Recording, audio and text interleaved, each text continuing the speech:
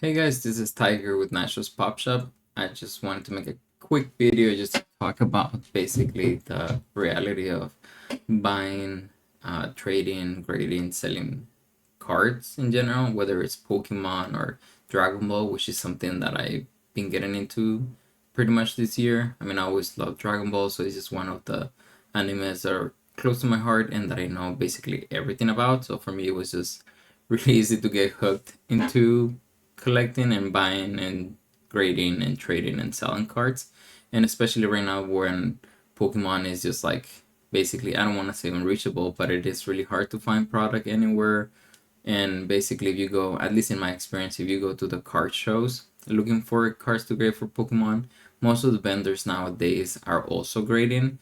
So basically, what you're going to do at these card shows is just to look for the cards or being offered the cards that the vendors are not grading. So basically, I mean, there's still clean cards, but most of the time, at least in my experience this year so far, you're not going to find a lot of clean copies to grade unless it's maybe like a really cheap card or something like that. I found success like finding clean copies like that.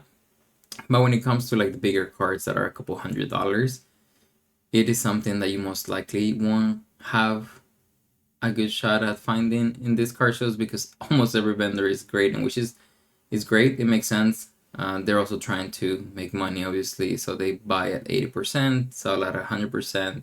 Lately, they've been buying a little higher because everybody's needing cards. But basically, card shows, I mean, it is a great place to go to find like maybe deals on slabs if you're trying to maybe find some cards that you think might be undervalued that will go up, or maybe buying a few slabs and trying to get like maybe a couple $100 off. I think that's also a great idea, which I've done in the past.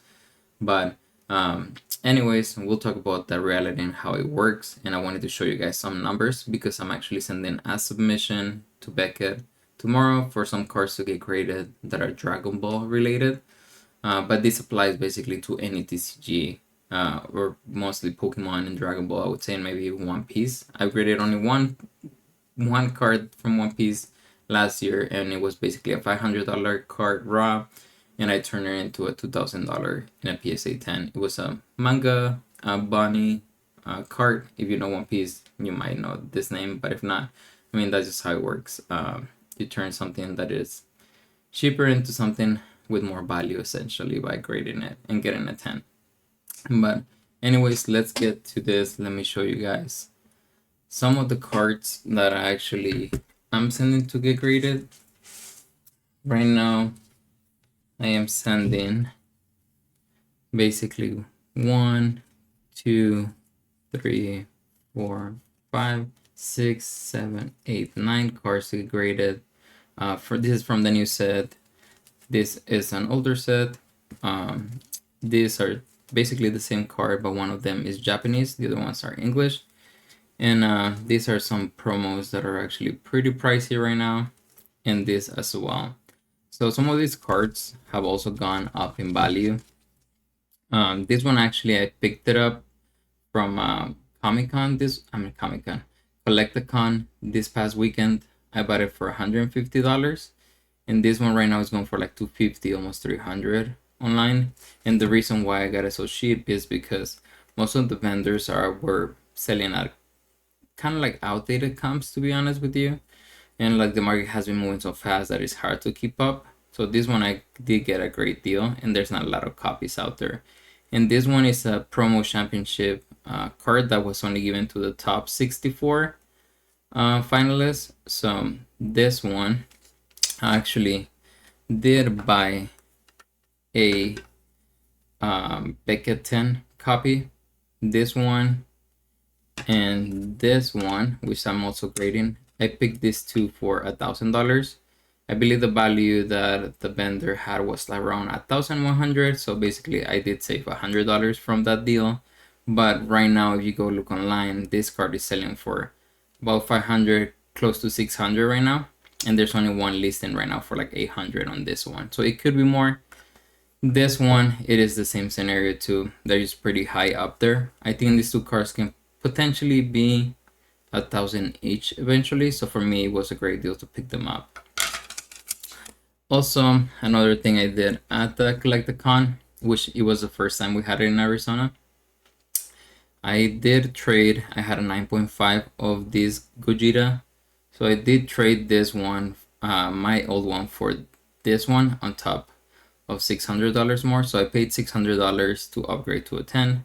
This one's going for like around 2000, 2500 lately. So I'm kind of like breaking even, maybe making $100, $200 on mine so far, but I'm planning to hold this for a while. So I thought it was a great option, and I wasn't going to look for another copy to grade. This one I got a crazy deal on. This one I already had a copy of this card raw that I was going to send to get graded, and this one, when they put it in the slab, this one's a 10 as well. When they put it in a slab, this, from what I was told at the convention, in the game, this is actually the front of the card and this is the back of the card. So when you're playing, you use this and then you flip it and you have this other side.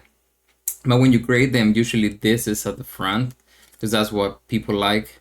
And I'm not sure if the person that sent it to get graded sent it this way and that's how they did it. But basically, I paid $300 for this card, and just because it's flipped the opposite way, they were selling it somewhat cheap, but also some of the comps were not perfectly updated. So like this card actually now, I think the last sold was $575 on eBay. So this one I'm already up basically a couple $100. So basically what I did is I bought this and I just sold my raw copy yesterday for $350, and I'm keeping this one. So this was a steal. So sometimes you can find stuff like that. And then let me show you guys a couple other cards too that I have. So these are all going to get graded. And then this is another batch I have here that I'm still not sending to get graded, but this one, I picked it up probably like 2-3 weeks ago for $500, and a raw copy just sold for $2,200. So this one I'm really up a lot. And this one I know it won't 10 because there's like a little white corner here. So I know this one won't 10, but I'm still going to send it to get graded. So hopefully I can get a 9.5. I think that's my best shot. Then I have this Sleepy Goku. This one also too, when I traded Pokemon towards it, it was like around 500. Now this one is going for like $700, touching even 800. And in a PSA 10 or Beckett 10, it's around 1800, 1700 right now. This one is a crazy one too. This one I picked it up probably like a week ago, maybe 2, and I paid $300. And now the lowest this thing is going for is like around 500 something.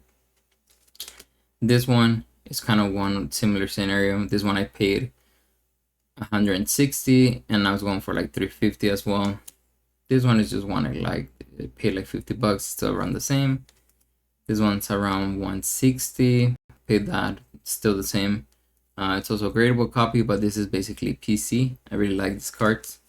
And then I picked up these 2 promos, two Gohan promos. These ones 2 are gradable, and I think they're gonna go up. So I'm just trying to buy all these stamp promos while they're cheap. I also bought 3 of these. These are also stamps from a fest, card game fest. I'm not sure if it was a tournament. I really don't have a lot of information on that one. But anyway, so we've been doing really good with Dragon Ball lately. But I'm going to show you guys now basically my spreadsheet that I have for this specific submission that I'm sending tomorrow. So this is the one with all of these cards.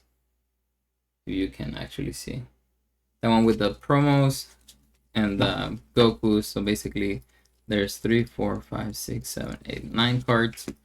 And I have a spreadsheet here, so basically I'm tracking all of the things I buy.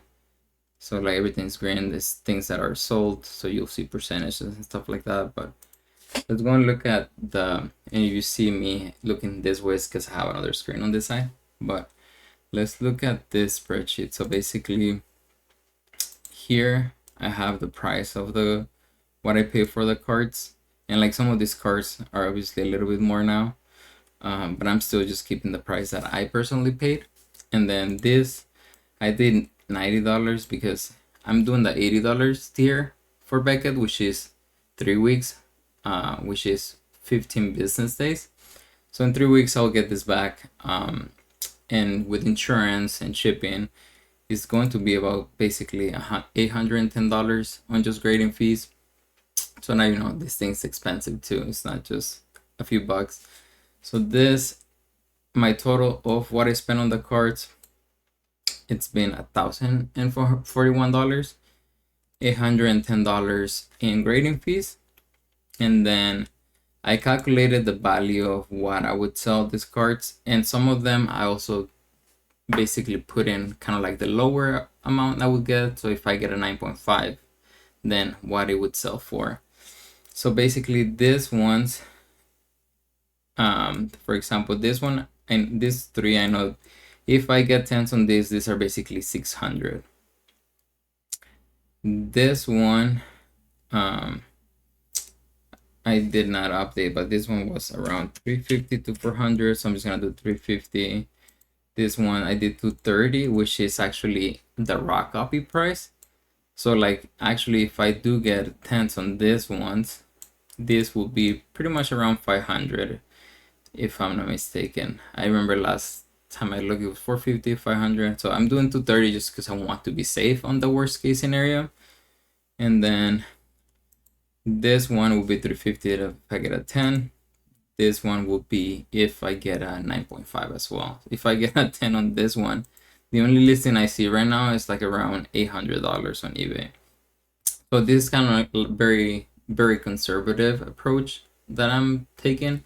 So basically, if I was to get all those grades, then after spending $1,041 and $810 in grading fees, I would come back to have over $3,000 of value in the cards graded at the worst case scenario, being conservative. So then if you do the math, if they sell for that, accounting for the grading fees, I would basically be up $1,184. And like, let's say I wanted to sell my grading return of the slabs for 80%. I can even go as far as to do, let's say 35 times 80%. That'll be $2,420 minus how much did I spend? Minus 1041 minus 810 on the grading fees. I would still be up $577 if I wanted to just move them super fast. And this is again the worst case scenario, very, very conservative assessment of me getting those type of grades, like not getting all 10s. If I was to get 10s, I mean, that'd be crazy. I'll probably make a few grand on this submission. So these are essentially cards that I bought to grade, not cards that I want to keep. And this one, this one I bought to grade, but because I already picked this up. And I did list some of this yesterday to see if someone would buy them because they were already up, even raw. And some people did purchase a few things, and let me show you guys. I did purchase there was a couple of red manga cards. So here, let me show you guys. So this one, let me see if I can move that light so you can see. Yeah. So this one, I bought 2 of them, and I did pay $35 per card at the Collecticon, and these are actually going for over $90. And there was another red manga that I already sold yesterday that I paid $25, and I sold it for, was it like 100? And that one I sold it in a bundle deal with another card that I had bought for $100, and I sold both of them for, I think it was $260 if I'm not mistaken, and I only paid $125. So if you do the math, that's more than 100%. And those were just cards that I knew the prices already when I saw them, and I saw the sticker price I didn't even have to haggle. I would just buy those basically. And that's the same thing I did with this card, the one that it's basically misplaced or in the wrong side. I mean, it's still a 10. It's literally 10 edges, 10 corners, 10 surface, and 9.5 centimeters. So it's just a perfect card. And we know Beckett is really hard grading, so I'm really happy about this one because I only paid $300 and I sold my raw for $350, which is kind of crazy. But anyways, that's basically what it is for this video. And I think the bottom line too with grading and stuff, like sometimes I do get some cards that I love, but I cannot keep everything. So like basically when I'm buying, grading, trading and selling, the hardest decision is usually choosing what to keep for your personal collection and what to sell or trade, just so you can keep things moving. And that's for me like the hardest part basically. So I try to keep a balance of buying cards that I know I can grade and do well, and cards that I really like that if I get good grades then I'll keep one or two. Like for instance, you'll see that I have repeated copies of this one. This card is beautiful. I love this card. And then I have 3 cards of this one. So with those, basically if I have few, hopefully I get both 10s. And then I can basically sell one and keep the other one for free. And these ones, I mean, for example, these ones, I did pay around $118 each. And this card by itself right now is going for $250 to $300 raw. So I am already up on these cards too as well, which is something nice. It's a great place to be at before grading, because most of the time you buy something and it doesn't go up that fast. You basically buy it raw, grade it, and that's how you get your multiplier in value because you graded a 10. But nowadays, since TCG markets like Pokemon and Dragon Ball are moving so fast and there's just a lot of demand, you're at a point where you can buy a card in a week and then 2 weeks later it's up double or more sometimes. So it just depends. So there's like pros and cons about where we're at.